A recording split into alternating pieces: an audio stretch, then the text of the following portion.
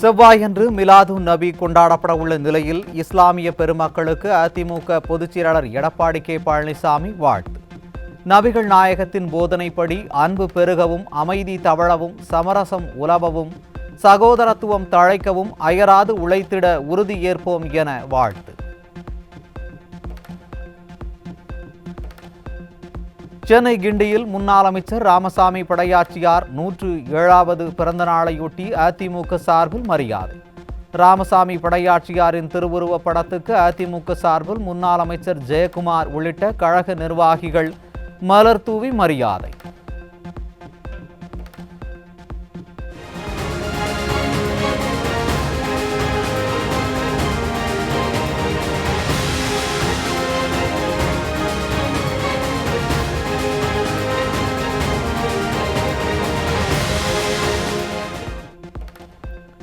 புதுச்சேரியில் மின்கட்டணத்தை உயர்த்திய ஆளும் என்ஆர் காங்கிரஸ் பாஜக கூட்டணி அரசை கண்டித்து அதிமுக சார்பில் மாபெரும் உண்ணாவிரத போராட்டம். அதிமுக மாநில செயலாளர் அன்பழகன் தலைமையில் நடைபெற்ற உண்ணாவிரத போராட்டத்தில் திரளான கழக நிர்வாகிகள், தொண்டர்கள் பங்கேற்பு.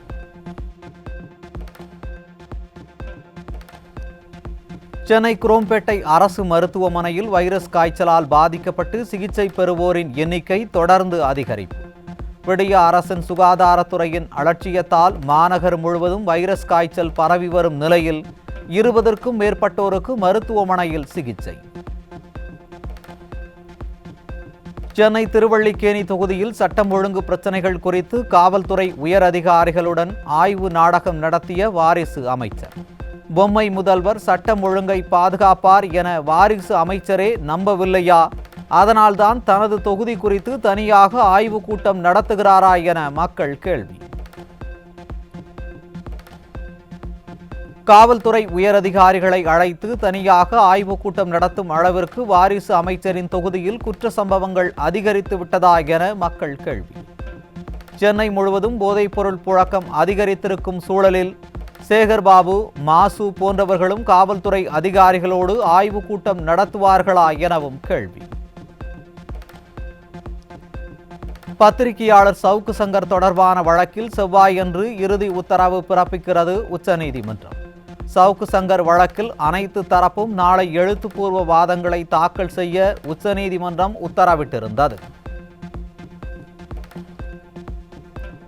திருவள்ளூரில் இன்று நடைபெறுவதாக அறிவிக்கப்பட்டிருந்த முதலமைச்சர் கோப்பைக்கான செஸ் போட்டி நேற்றே முடிந்துவிட்டதாக அறிவித்த மாவட்ட நிர்வாகம். கார் ரேஸ் நடத்துவதில் அக்கறை காட்டிய திறனற்ற விடியா திமுக அரசின் அலட்சியத்தால் செஸ் போட்டியில் பங்கேற்க வந்த மாணவர்கள் அதிர்ச்சி. அதிமுக ஆட்சி காலத்தில் கொண்டுவரப்பட்ட மழைநீர் சேகரிப்பு திட்டத்தை விடியா மாடல் அரசு கைவிட்டதால் 3 ஆண்டுகளாக சரியும் நிலத்தடி நீர்மட்டம். உலகிற்கே முன்னோடியாக புரட்சி தலைவி அம்மா கொண்டு வந்த திட்டத்தை முடக்கிவிட்டு கண்கட்ட பிறகு சூரிய நமஸ்காரம் என்பதைப் போல மழைநீர் சேகரிப்பில் கவனம் செலுத்த உத்தரவிட்ட அவலம். ஈரோடு மாவட்டம் தாளவாடி சுற்றுவட்டார பகுதிகளில் திடீரென பெய்த கனமழை. வெயில் வாட்டி வந்த நிலையில் வெப்பம் தணிந்து குளிர்ச்சியான சூழல் நிலவுவதால் பொதுமக்கள் மகிழ்ச்சி. காஞ்சிபுரம் மாவட்டம் ஸ்ரீபெரும்புதூர் அருகே மதுபோதையில் மனைவியை கணவனே கொலை செய்த கொடூரம். நாள்தோறும் மது எனும் அரக்கனால் பல கொலைகள் அரங்கேறி வரும் நிலையில் பூரண மதுவிலக்கு வாக்குறுதியை நிறைவேற்றாத விடியா அரசு. திறமையற்ற ஆட்சியில் தமிழ்நாடே போதையில் தள்ளாடும் நிலையில் போதை ஒழிப்பு மாநாட்டில் கலந்து கொள்ளப் போகிறதாம் விடியா திமுக. ஜாஃபர் சாதிக் சிக்கியது எப்படி? கள்ளச்சாராய மரணங்கள், கஞ்சா உள்ளிட்ட போதை வஸ்துக்களின் விற்பனை எப்படி நடைபெறுகிறது என்பது குறித்து பேசுவார்களா என மக்கள் கேள்வி. போதைப் பொருளை ஒழிக்க வேண்டிய விடியா திமுகவும் அதன் கூட்டணி கட்சிகளும் யாரை ஏமாற்ற மாநாடு நடத்துகிறார்கள் என மக்கள் கேள்வி. திமுகவினரே போதைப் பொருட்களை விற்பனை செய்து வரும் நிலையில் அவர்களையும் மாநாட்டிற்கு அழைத்தது நியாயமா என பொதுமக்கள் காட்டம். போதைப்பொருள் ஒழிப்பு மாநாடு என ஆரவாரமாக ஆரம்பித்து அரசியல் நெருக்கடியால் மது ஒழிப்பு மாநாடாக சுருங்கிய விசிக மாநாடு.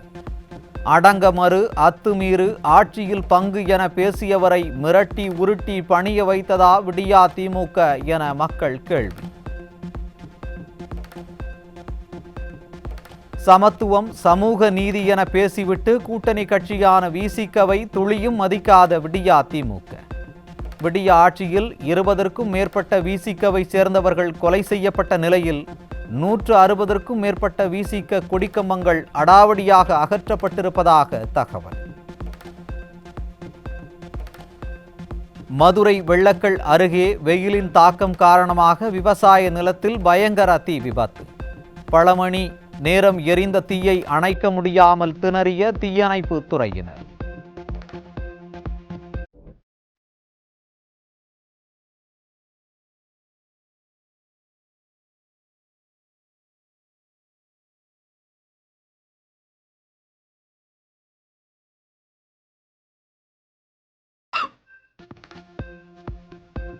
தமிழ்நாட்டில் 11 இடங்களில் 100 டிகிரிக்கும் அதிகமாக வெயில் கொளுத்தியது.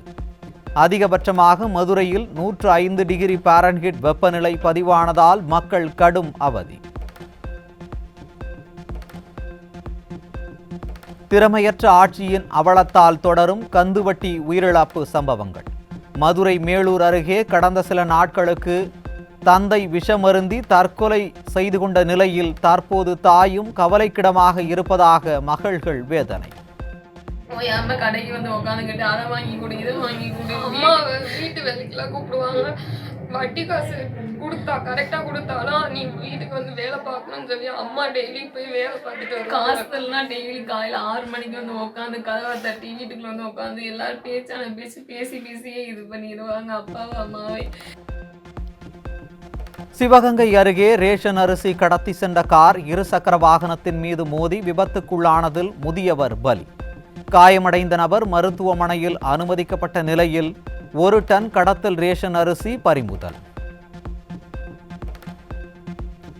ராணிப்பேட்டை மாவட்டம் அரக்கோணம் அருகே அஞ்சலக ஊழியர் வீட்டின் பூட்டை உடைத்து 60 சவரன் நகைகள் 65,000 பணம் கொள்ளை. விடியா ஆட்சியில் குற்ற சம்பவங்கள் அதிகரித்து வருவதாக பொதுமக்கள் குற்றச்சாட்டு. குஜராத் மாடலில் பெண்களின் பாதுகாப்பிற்காக ஒதுக்கப்பட்ட நிர்பயா நிதியை கூட முறையாக கையாளவில்லை என சிஏஜி அறிக்கையால் மக்கள் அதிர்ச்சி. பெண்களின் பாதுகாப்புக்கு ஒதுக்கப்பட்ட நிதியில் சுமார் 143 கோடி ரூபாய் மாநில கடனை திருப்பி செலுத்திய குஜராத் மாடல் அரசு.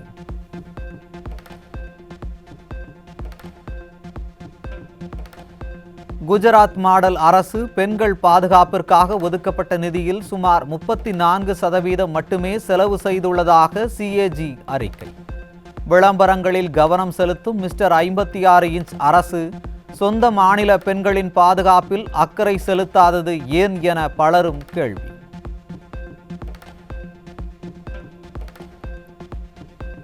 ஏழு ஆண்டுகளில் 658 ஆப்ஷோர் ஆன்லைன் விளையாட்டு நிறுவனங்கள் 4,34,375 கோடி ரூபாய் ஜிஎஸ்டி வரி ஏய்ப்பு செய்ததாக அதிர்ச்சி தகவல்.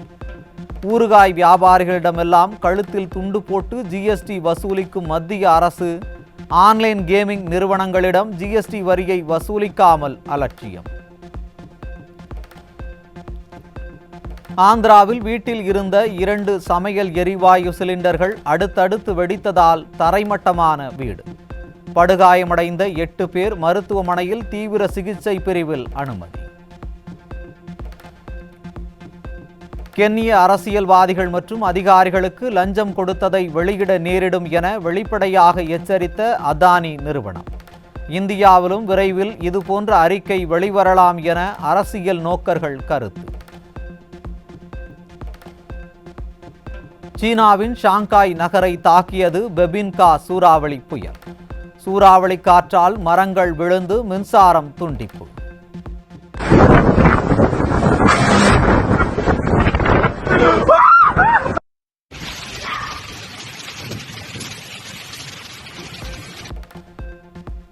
ரஷ்யாவின் பெல்கோரோட் நகர் மீது உக்ரைன் நடத்திய ட்ரோன் தாக்குதல்.